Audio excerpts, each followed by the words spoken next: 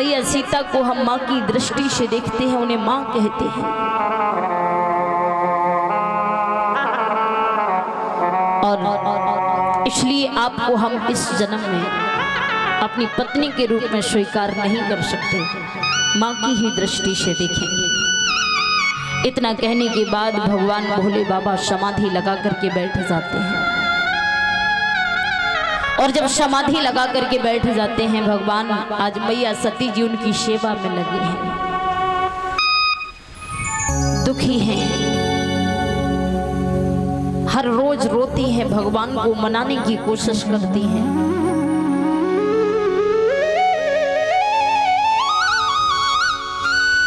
धीरे धीरे कुछ समय व्यतीत होने के बाद क्या देखा कि भगवान भोले बाबा की समाधि टूट जाती है, खुल जाती है। भगवान भोले बाबा ने देखा कि सती जी उनकी सेवा में लगी हैं, तो भगवान ने उन्हें क्षमा किया। तब तक आसमान में उड़ते हुए विमानों को जैसे ही मैया ने देखा तो भगवान से सवाल करने लगी, प्रभु ये आसमान में क्या जा रहा है? तो भगवान भोले बाबा ने कहा है कि ये विमान जा रहे हैं और इन विमानों में सभी देवी देवता बैठे हुए हैं और ये सभी देवी देवता आपके पिता दक्ष प्रजापति के यहाँ पर जा रहे हैं। जवाब दिया, हमारे पिता के यहाँ? हाँ, हमारे पिता के यहाँ जा रहे हैं, यज्ञ चल रहा है। यदि हमारे पिता के यहाँ यज्ञ चल रहा है तो हम भी जाएंगे। भगवान भोले बाबा ने कहा, सती जी आपके पिता के यहाँ यज्ञ चल रहा है, आपको कोई निमंत्रण नहीं दिया है, आमंत्रित नहीं किया है और बिना बुलाए वहां जाओगी तो इज्जत नहीं होगी, सम्मान नहीं होगा, इसलिए वहां ना जाओ। माताएं बहनों, जहां पर बिना बुलाए जाते हैं, भले ही चाहे वो मायका हो, बिना बुलाए जाओगे इज्जत नहीं होगी। लड़ाई झगड़ा खूब करो, ससुराल में अपने पति से, सास ससुर से लड़ाई झगड़ा खूब करो, लेकिन मायके तक खबर ना पहुंचाओ और ना ही मायके तक जाने की कोशिश करो। कभी भी पति से लड़ाई झगड़ा हो, वो तुम्हें मारे तुम उन्हें मारो। हाँ, और जब ठेला लेके घर से भागती हो, चार लोग देखते हैं, क्या कहेंगे? आपके पति का नाम बदनाम होगा, उनकी बहू देखो जा रही है। खूब लड़ो घर में, लेकिन जाने की कोशिश मत करो। ऐसा करने मत लग जाना, हमने कह ही दिया है कि वो तुम्हें मारो तुम उन्हें मारो।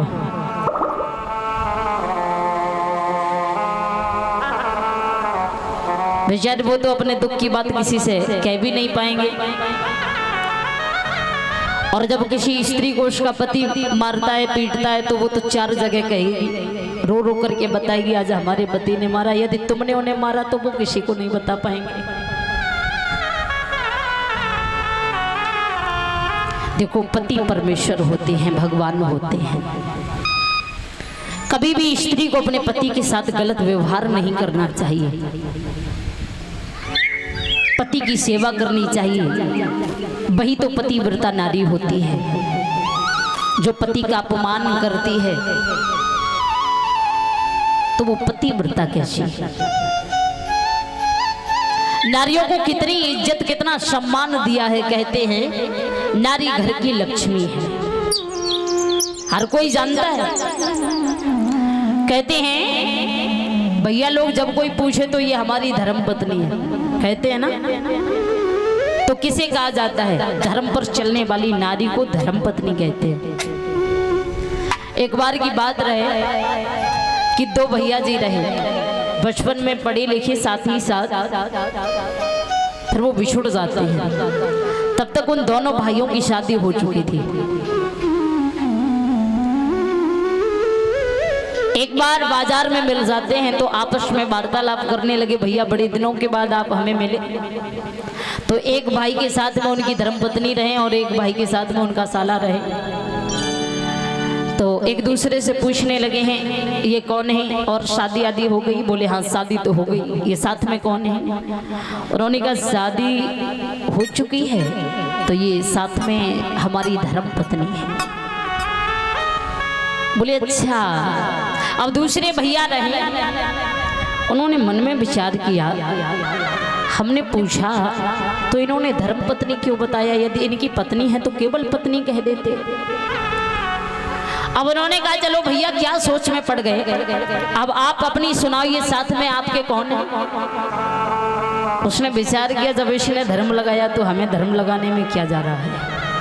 बोले भैया आपके साथ में आपकी धर्म पत्नी है तो हमारे साथ में हमारा धर्मशाला है। देखो आपको कितनी इज्जत दी गई है।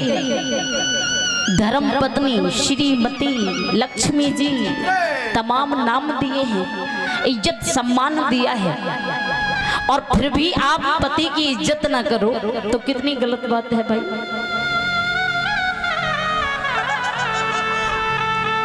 तो आज महाराज भगवान भोले बाबा समझा रहे हैं कि आप वहां बिना बुलाए ना जाएं तो ज्यादा सही रहेगा, क्योंकि आज के समय में कहीं भी कोई इज्जत नहीं करता, कोई सम्मान नहीं करता। लेकिन वो मैया सती जी जिद करने लगती हैं, प्रभु अरे हमारे पिता के यहाँ यज्ञ चल रहा है, पिता के यहाँ, गुरु के यहाँ बिना बुलाए चले जाते हैं और हम चले जाएंगे तो क्या बुरा हो जाएगा। भगवान समझ गए कि सती जी मानने वाली नहीं है, क्या करें? जाने की आज्ञा दे दी जाओ। साथ में भगवान ने 2 गढ़ भेजे हैं। उन दोनों गढ़ों को लेकर के पिता के यहाँ पहुंचे हैं मैया। क्या देखा कि बहनाएं पहले से ही वहां पर बैठी हैं। सभी बहनाएं देख करके हंसने लगी, ये तो बिना बुलाए चली आई। मैया आई तो मैया ने कहा लाली कब की आई। इतना कहने के बाद वो भी चली गई। वो अपमान तो सहन कर लिया। जब मैया सती जी जाकर के यज्ञ के पास में पहुंची, क्या देखा कि सभी देवताओं को भाग दिया गया है यज्ञ में। सभी का स्थान है लेकिन भोलेनाथ का कोई स्थान नहीं, कोई भाग नहीं दिया गया। पति का अपमान उन पर सहन नहीं हुआ। जहां पर पति की इज्जत ना हो, पति का सम्मान ना हो, वहां नारी को नहीं जाना चाहिए, भले ही चाहे वो कोई भी रिश्ता क्यों ना हो। लेकिन आज के समय में यदि देखा जाए तो नारियां अधिकतर पति को अपने मायके की ही धमकी देती हैं।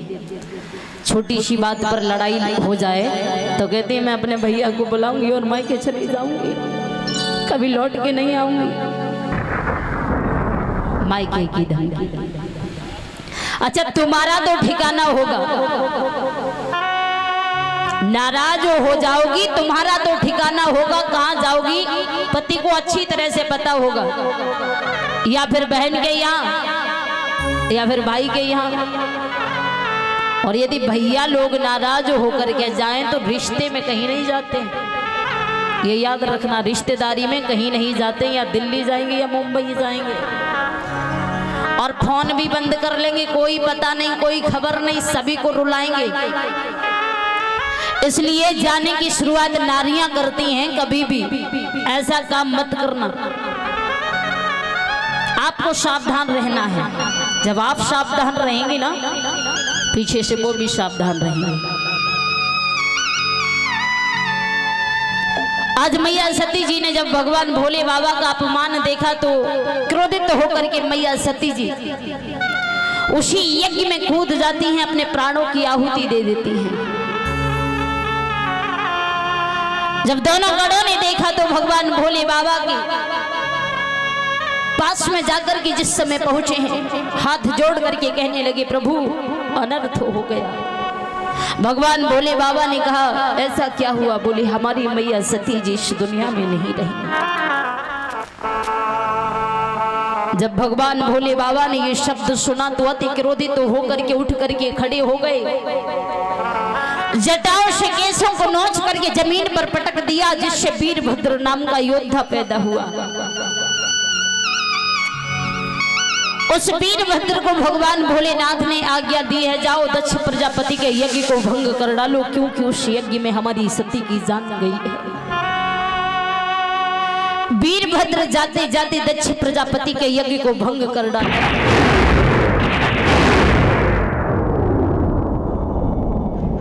दक्ष प्रजापति के धड़ से शीश को अलग कर दिया। आज भगवान भोलेनाथ मैया सती जी के जले हुए अंग को गोद में लेकर के तीनों लोकों में भ्रमण करने लगे, तांडव करने लगे। आज देवताओं ने देखा तो देवताओं की सांसें थम गई। ये कैसा अलौकिक प्रेम है, ये कैसा अलौकिक प्रेम है कि भगवान भोलेनाथ मैया सती के लिए इतने क्रोधित हो रहे हैं, तांडव कर रहे हैं। यदि भगवान का क्रोध यूं ही बना रहा तो सृष्टि का नाश हो जाएगा। सभी देवी देवता, ब्रह्मा जी, विष्णु भगवान वहां पर आए हैं। विष्णु भगवान जब प्रकट हुए हैं, भगवान ब्रह्मा जी ने उनसे विनती की है, प्रभु सृष्टि को बचाने के लिए कुछ तो कीजिए। तो विष्णु भगवान ने अपना चक्र सुदर्शन छोड़ दिया है, और चक्र सुदर्शन लगते ही मैया सती जी का अंग कट कट करके गिरने लगा। तीनों लोकों में भगवान भोलेनाथ भ्रमण कर रहे हैं, तांडव कर रहे हैं। जहां जहां भगवान जाते हैं अंग कट कट करके जमीन पर गिरता जाता है। जहां जहां मैया का अंग गिरा है वहां पर शक्तिपीठ स्थान बन गए। उन स्थानों को आज भी पूजा जाता है। मैया का अंग 51 भागों में विभाजित हुआ है। भगवान ब्रह्मा जी सभी देवी देवताओं को साथ में लेकर के आए हैं। भगवान भोलेनाथ से विनती करने लगे, प्रभु अरे आप तो देवों के देव हैं, आप तो महादेव हैं प्रभु, तीनों लोकों के स्वामी हैं आप तो भोलेनाथ हैं। और इतने भोले के होने के बाद ये क्रोध आपको शोभा नहीं देता है। क्रोध को शांत कीजिए, मन को शीतल कीजिए प्रभु। जितनी जल्दी भगवान भोलेनाथ क्रोधित होते हैं उतनी ही जल्दी भोले भी बन जाते हैं। सच्चे भाव से उन्हें मनाने की कोशिश करो, क्योंकि उनका नाम ही भोलेनाथ है। भगवान ब्रह्मा जी ने कहा है, प्रभु आप तो जानते ही हैं कि धर्म के कार्य अधूरे नहीं छोड़े जाते हैं, इसलिए आप दक्ष प्रजापति के यज्ञ को संपूर्ण कराइए। भगवान भोलेनाथ ने जवाब दिया है कि उस दक्ष प्रजापति को खुद पर अभिमान है,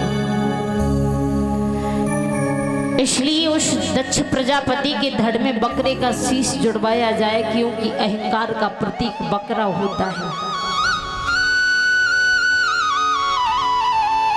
अहंकार का प्रतीक बकरा होता है। दक्ष प्रजापति के धड़ में बकरे का शीश जुड़वाया जाए। भगवान भोलेनाथ के कहने से ऐसा ही किया गया।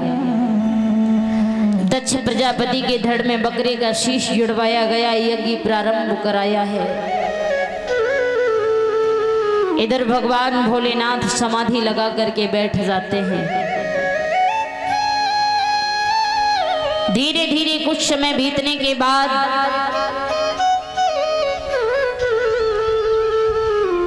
वही मैया सती जी हिमाचल नगरी में महाराज हिमाचल जी के यहाँ जन्म लेकर के आई हैं। मैया मैना के गर्भ से एक सुंदर सी कन्या बन करके जब आई तो महाराज हेमांचल जी बड़ी प्रसन्न हुए कि बड़े दिनों के बाद हमें कन्या की प्राप्ति हुई, महलों में खुशियां छाई हुई हैं। महाराज हेमांचल जी बड़े प्रसन्न हैं। उस खुशी के अवसर में बाबा देवर्षि नारद जी का आना हुआ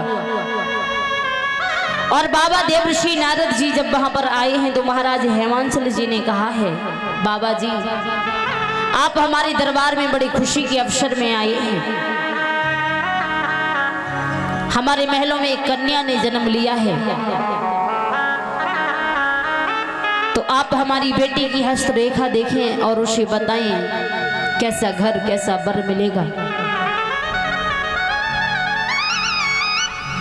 बेटी के जन्म लेने की खुशी महाराज हर किसी को नहीं हुआ करती।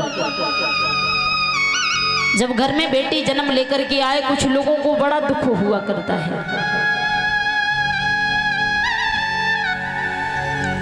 लेकिन इसके पीछे भी कोई कारण है। लोगों को लगता है कि शायद बेटा के जन्म होने से हमारा नाम दुनिया में ज्यादा रोशन होगा, बेटी के जन्म लेने से हमारा नाम इतना रोशन नहीं हो सकेगा। बेटी बेटा से कम नहीं होती, लेकिन बात संस्कारों की होती है।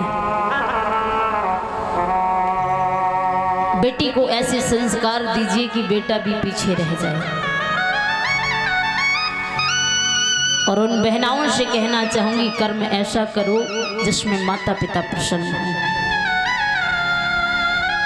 शौक तो हर कोई करता है,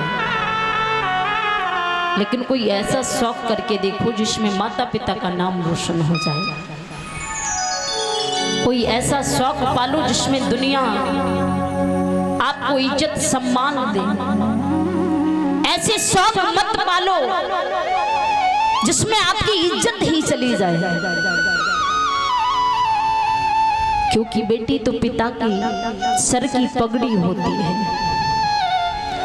बेटी चाहे तो पिता का समाज में सर ऊंचा करा दे, और बेटी चाहे तो पिता का समाज में सर झुका दे। अपने बुरे कर्म करके माता पिता को कष्ट मत दिया करो। अपनी खुशियों के कारण माता पिता को कभी रुलाया मत करो, उनके दिल को मत दुखाया करो अपनी खुशियों के कारण।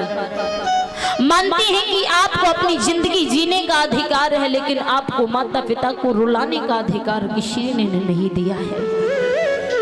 फिर आप उन्हें क्यों सताते हैं? कुछ बहनाएं हमारी अपनी इच्छा के अनुसार शादी करती हैं, मानते हैं अपनी इच्छा के अनुसार शादी कर लेना सही है, लेकिन वो लोग कभी खुश नहीं रहते जो माता पिता की बद्दुआ लिया करते हैं। माता पिता की दुआओं को लेकर के घर से निकला करो, कभी भी किसी काम में असफल नहीं होंगे आप। हर बिगड़ा हुआ काम बनेगा आपका यदि आप माता पिता की दुआओं के साथ चलेंगे तो।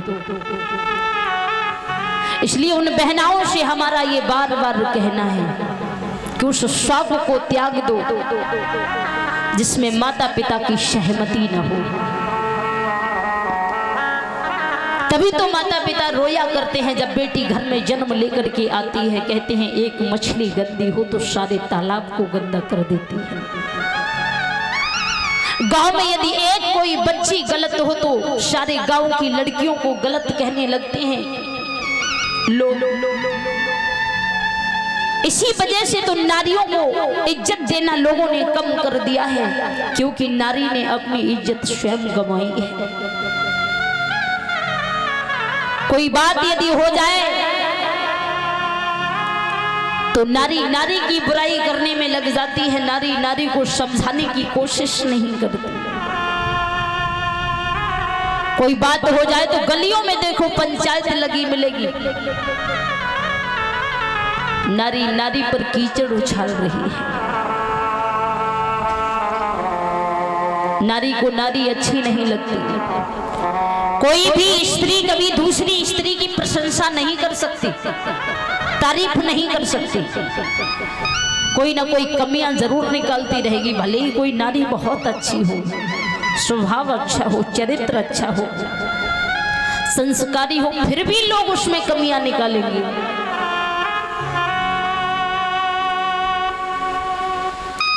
इसलिए कर्म ऐसे करो, ऐसी पहचान बनाओ समाज में कि कोई आपकी बुराई करे लेकिन समाज के लोग आपकी बुराई पर भी विश्वास न करें।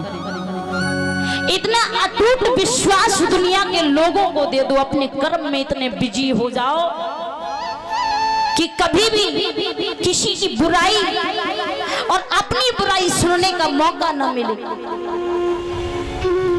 कर्म अच्छे करते रहिए, क्योंकि तारीफ और इज्जत मांगने से नहीं मिलती, कमाई जाती है। तारीफ और इज्जत मांगने से नहीं मिलती, कमाई जाती है। इसलिए बहनाओं से और भाइयों से हमारा बार बार यही कहना है, अपने कर्म में लगे रहिए। खुद को यदि अच्छा बनाना चाहते हैं, मंजिल ख्वाब बन करके रह जाए, बिस्तर से इतना प्रेम भी मत करो। हमेशा आलस की वजह से लेटे हैं, बैठे हैं, उस आलस को त्याग दो। यदि मंजिल हासिल करना चाहते हैं तो, लक्ष्य प्राप्त करना चाहते हैं तो, आज बाबा देवर्षि नारद जी उस कन्या को गोद लेते हैं, महाराज हेमांचल जी को समझाने लगे हैं कि तुम्हारी बेटी कोई साधारण कन्या नहीं है, तो साक्षात देवी है, और इसका विवाह भगवान भोलेनाथ के साथ में होगा, जो तीनों लोकों की स्वामी है। तुम्हारी बेटी का नाम गिरजा है। जब ये शब्द सुना महाराज हेमांचल जी ने कि हमारी बेटी का विवाह भगवान भोले बाबा के साथ होगा, तो बड़े प्रसन्न हुए कि भगवान के चरण जब हमारे आंगन में पड़ेंगे तो हम धन्य हो जाएंगे, हमारा घर स्वर्ग हो जाएगा, हमारा घर आंगन पवित्र हो जाएगा। इधर बाबा देवर्षि नारद जी तो वहां से चले जाते हैं। धीरे धीरे वो गिरजा जी आंगन में कुछ समझदार हुई।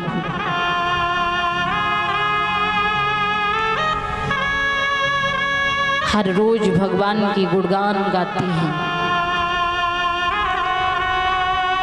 सयानी हो जाती हैं वो गिरजा जी। एक बार अपनी माँ मैना से कहने लगी, मैया हम भगवान की भक्ति करना चाहते हैं। उन्होंने जवाब दिया है, बेटी अरे तुम तो हमारी इकलौती कन्या हो, अरे तुम्हारे बिना हमारा ये घर आंगन सूना लगेगा, और भगवान की भक्ति तो एकांत जगह में की जाती है, भोजन और भजन एकांत जगह में किए जाते हैं। घर में कोई मेहमान आ जाए तो माताएं और बहनों की एक आदत होती है, जैसे दामाद जी यदि घर में आए तो सास भोजन कराएं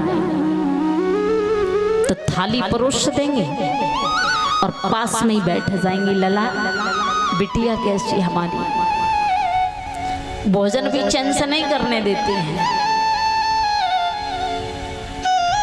जब भी कोई अतिथि घर में आए, कोई मेहमान आए घर में, उन्हें भोजन कराओ तो कभी भी उनके सामने नहीं बैठना चाहिए।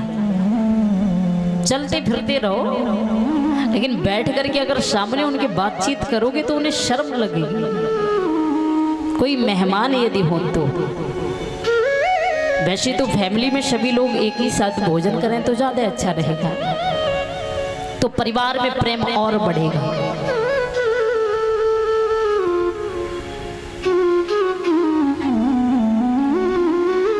इधर मैया मैना बड़ी हैरान है, समझा रही है। तब तक महाराज हेमांचल जी वहां पर आए हैं और जवाब दिया, यदि बेटी भगवान की भक्ति के लिए जिद कर रही है तो जाने दीजिए। पिता ने आज्ञा दे दी। पिता की आज्ञा पाकर के गिरजा जी एक जंगल में पहुंचे हैं और भगवान की भक्ति के लिए बैठ जाते हैं। तब तक वहां पर सप्तऋषि जी आ जाते हैं और सप्तऋषि ने जैसे ही देखा, उन्होंने जवाब दिया है, हे गिरजा जी, क्या हम जान सकते हैं आप भगवान की तपस्या करने के लिए क्यों आए हैं? उन्होंने जवाब दिया कि हम भगवान भोले बाबा को हासिल करना चाहते हैं, उनके साथ विवाह करना चाहते हैं। सप्तऋषियों ने कहा, बात शादी की रही तो आप कामदेव के साथ कर लो। गिरजा जी कहने लगी हैं, नहीं, मुझे विवाह करना है तो भगवान भोले बाबा के साथ करना है, वरना जीवन भर कुंवारी बनी रहूंगी, किसी और से शादी नहीं कर सकते, क्योंकि वो तो भगवान हैं, तीनों लोकों के स्वामी हैं, वो त्रिलोकीनाथ। बाबा देवर्षि नारद जी बता के गए हैं कि हमारा विवाह उन्हीं के साथ होगा। अब तो सप्तऋषियों ने जैसे ही सुना तो बड़े प्रसन्न हुए, क्योंकि वो तो चाहते थे गिरजा जी भगवान भोले बाबा के साथ शादी करें, क्योंकि एक तारक नाम का राक्षस था, अत्याचार कर रहा था, पाप कर रहा था, उसे कोई मार सकता नहीं था। तो देवताओं ने आकाशवाणी में बताया, यदि उसे आप मारना चाहते हैं तो भगवान भोले बाबा की संतान के द्वारा ही वो मर सकता है, वैसे दुनिया का कोई भी उसे जीव मार नहीं सकता।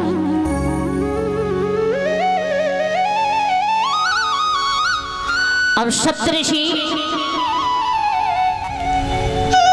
जाकर के कामदेव के पास में पहुंचे हैं और कामदेव से कहा है कि आप भगवान भोले बाबा की तपस्या को भंग करें, उनकी समाधि को तोड़े। आज कामदेव ने कहा, यदि आप यही चाहते हैं तो हम ऐसा करने को तैयार हैं। उन्होंने बताया, जो भी भगवान भोले बाबा की समाधि को खुलवाएगा वो जल करके भस्म हो जाएगा।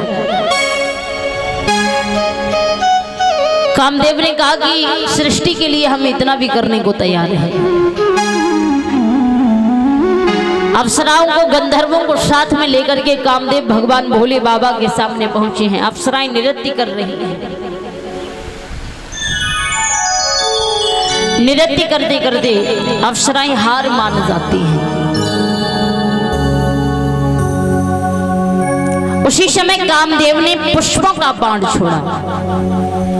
पुष्प बाण लगते ही भगवान भोले बाबा का तीसरा नेत्र खुल जाता है। तीसरे नेत्र से अग्नि की ज्वाला निकली, उस अग्नि की ज्वाला से जल करके कामदेव भस्म हो जाते हैं।